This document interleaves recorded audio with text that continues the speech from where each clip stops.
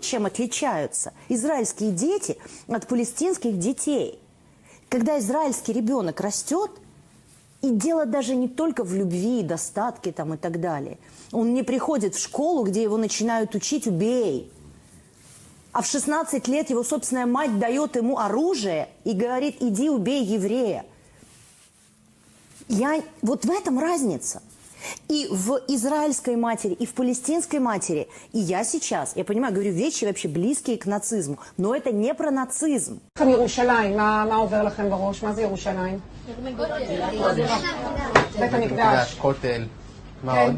מי מאמין שבית המקדש ייבנה בשנים הקרובות? מה יש שם עכשיו על בית המקדש? אז מה יקרה עם המסגד? יישבר? אם מכן פגש בשנה האחרונה ילד ערבי? איפה פגשת ילד ערבי? ליד הכותל. ודיברת איתו?